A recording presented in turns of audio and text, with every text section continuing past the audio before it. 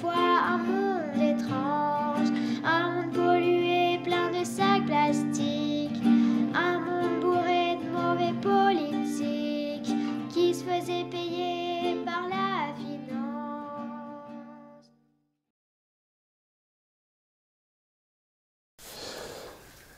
Salut à tous. Petite vidéo sur les gilets jaunes. Encore et toujours. Parmi des milliers de vidéos.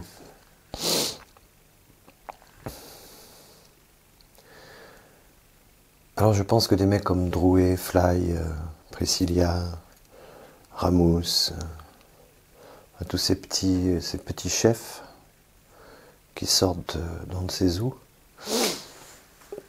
travaillent pour le système. Donc je me suis fait rentrer dans l'art, mais c'est normal, il faut qu'il y ait débat. Je pense que ces gens-là font tout pour entretenir ce mouvement des Gilets jaunes, qui en fait a été fabriqué par le gouvernement, peut-être même par le gouvernement mondial. Pourquoi ? Comment a émergé ce mouvement? Et souvenez-vous, au tout début, les médias en parlaient, ils encourageaient pratiquement à aller déménager, à aller dans la rue, souvenez-vous. Et puis petit à petit, ils ont commencé dans les médias à inverser justement la vision assez jolie qu'ils donnaient au départ.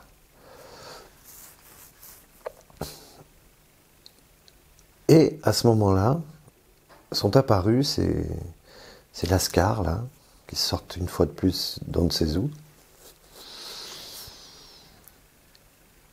et qui ont animé, qui se sont positionnés en victimes, et qui ont animé comme ça, qui ont fait refleurir en fait, qui ont nourri en profondeur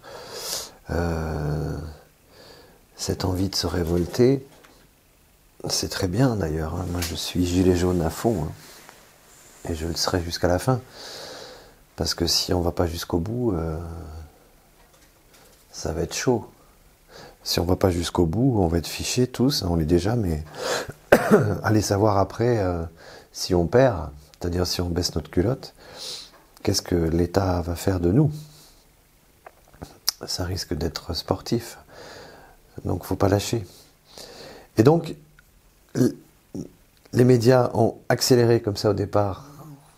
Ils disaient même des chiffres qui étaient fabuleux, hein. Ils faisaient grandir ce mouvement, ils donnaient envie aux gens d'y aller, de rentrer dans ce mouvement-là. Et donc, au bout de 15 jours, 3 semaines, ils ont commencé à salir le truc, et c'est là que sont arrivés, donc je me répète, ces lascars, qui, en se mettant en position de victime, ont donné envie aux gens de les défendre. C'est inconscient, tout ça, c'est des techniques très poussées. Donc on les prend, ils vont en prison, et puis ils ressortent, et puis on les reprend, et puis tout ça, c'est toujours filmé, bien sûr, hein. Donc il y en a un qui est Drouet, qui est vraiment la victime, et puis on a le malin Fly, là, hein, qui, la mouche, bzzz, hein, la mouche qui court, là, Rider Fly. Celui-là, c'est le pire peut-être. Lui est plus malin comme ça dans l'inconscient collectif. Et il dit qu'il ira jusqu'au bout, qu'il mourra s'il le faut. Et que si ça bouge pas d'ici 15 jours, il ira vivre ailleurs. Et il fera son combat à l'extérieur. Bref, tous ces charlatans-là, je vous parle pas de Ramous, parce que celui-là, il m'insupporte au plus haut point. Ramous, c'est un mec qui fait des vidéos sur... tu fais sa pub. Qui fait des vidéos sur YouTube. Je vous encourage à aller écouter, c'est insupportable. Et donc, vous avez une petite minorité des gilets jaunes qui suivent ces abrutis. C'est souvent des jeunes, hein, parce que les vrais gilets jaunes sur le terrain, ils les connaissent à peine et ils s'en tapent complètement. Et en fait, c'est ces petits chefs autoproclamés qui décident qu'on va faire une nuit jaune. Ça me rappelle étrangement Nuit debout. Sont à la tête, voilà, de ce mouvement, alors que ce mouvement, il a besoin de personne. Je discutais l'autre jour avec un pote et je lui disais, mais pourquoi avoir besoin de chefs qui nous disent à telle heure pourquoi on ne se donne pas rendez-vous tous les samedis à 14 heures à tel endroit avec sur Facebook, au lieu d'avoir 50 000 messages, avoir un groupe avec, voilà, on a décidé. Alors qui a décidé? Après, il faut voir qui décide. Il faut faire des réunions. Il faut voter. Qu'est-ce qu'on fait? On va où? Etc. Mais on n'a pas besoin de leader pour ça. Et les gilets jaunes n'ont pas besoin de leader d'ailleurs. Je vois par exemple mon exemple à La Rochelle. Il y a plusieurs groupes qui s'affrontent et du coup, le week-end dernier, on était beaucoup moins nombreux que d'habitude. Parce que deux groupes se font la guéguerre.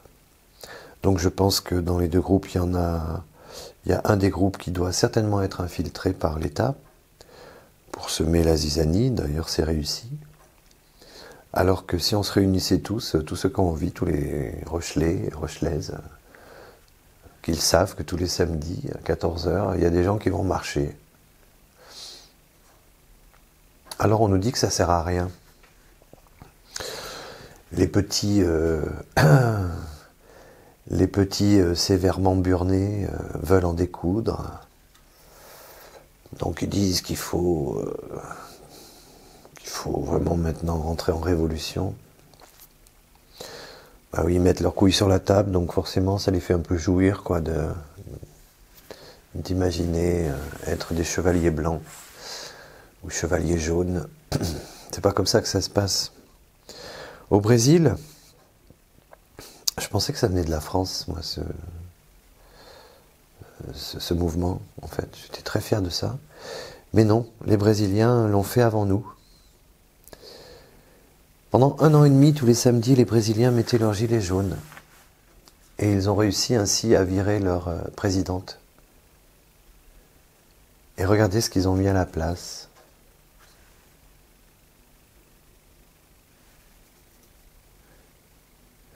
Apparemment, ils ont mis un mec qui est un peu tordu, quoi.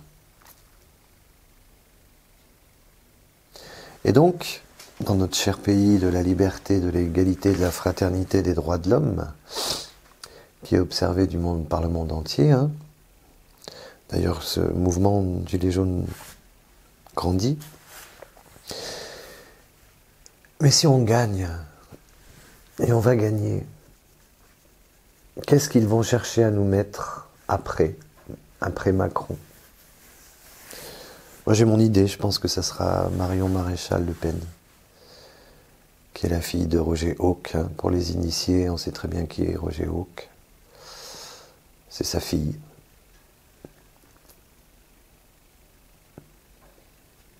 Donc attention. Attention à... Apparemment, il y aurait aujourd'hui 4 mouvements politiques jaunes qui se créeraient. Ça, c'est fait pour disperser les voix. C'est fait pour enlever les voix à Asselineau, par exemple, qui lui a bien compris qu'il fallait absolument sortir de l'Europe pour nous libérer de toutes ces chaînes financières, oligarchiques et tout ce qu'on veut. Donc vraiment, voilà, je veux pas faire de la pub pour ce monsieur, mais pour moi c'est la seule issue. Mais bref, si on ne prend pas cette issue-là, si on prend celle de Mélenchon ou de Le Pen, ou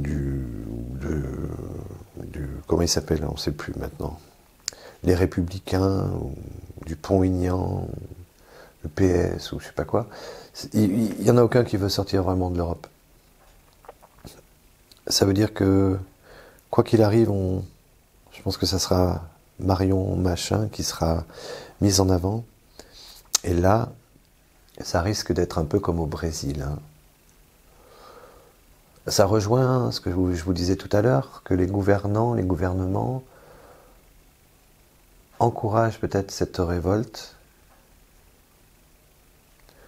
pour mettre à la place derrière quelque chose de pire. Le nouvel ordre mondial, c'est ça. Alors il est écrit que la France va mordre la poussière et se relever et qu'elle sera à nouveau un phare pour l'humanité.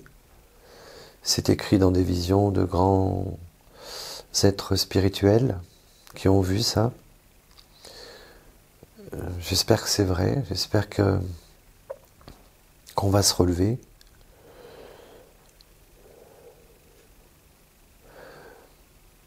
Je crois que ce mouvement est en train d'échapper quand même au mouvement initial mis en place par l'État. Mais voilà, c'est bizarre. Donc en même temps, il ne faut pas qu'on lâche. Il faut absolument qu'on obtienne le référendum d'initiative populaire. Il faut absolument qu'on décide nos lois. Il faut absolument qu'on sorte de l'Europe. Et si on arrive à faire ça, le nouvel ordre mondial ne pourra pas se mettre en place. Parce que beaucoup d'autres pays feront comme nous.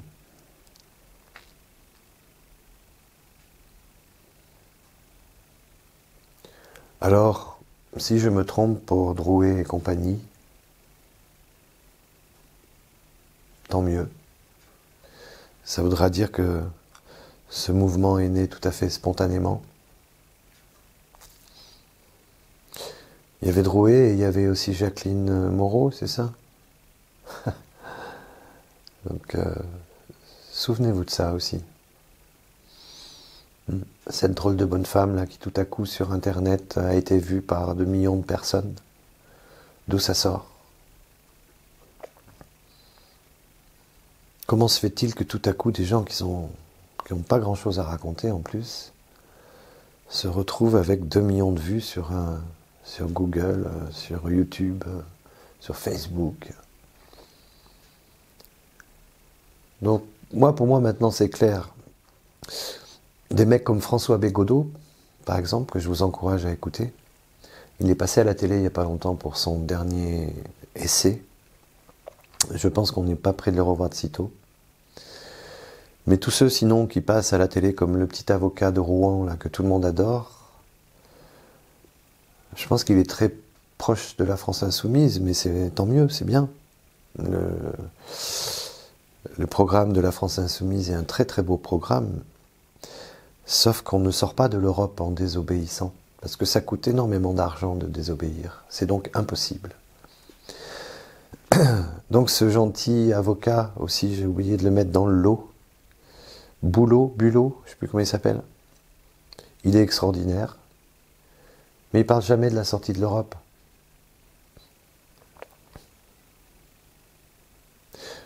Je vous parle une dernière fois d'Asselineau, parce que c'est quand même très grave ce qui se passe. Sur FR3, l'autre jour, ils ont parlé de toutes les listes aux européennes. Toutes les listes, sauf l'UPR. Donc voilà, pour moi, cette vidéo, elle est pas faite pour... elle est faite pour échanger, parce que ça fait du bien de parler au monde. Je parle au monde. Salut les RG, salut à tous. Vous me connaissez bien depuis longtemps déjà. Vous savez que je défends mon pays et que je défends la paix et non pas la violence. Et donc voilà, Asselineau n'existe pas. Donc tous les gens qui passent à la télévision en boucle, souvent, même des gilets jaunes, ils sont triés sur le volet. Donc faisons confiance à notre puissance du nombre. Hein, c'est Étienne Chouard qui disait ça l'autre jour. Il disait pour l'instant on n'est pas encore vraiment légitime parce qu'on n'est pas assez nombreux à être sur le terrain. Il n'a pas tort, il a raison. La future constitution est déjà écrite, il suffit de la proposer aux Français maintenant et de la faire voter. Ça fait des années que les antivirus, etc. travaillent dessus, ça c'est acté.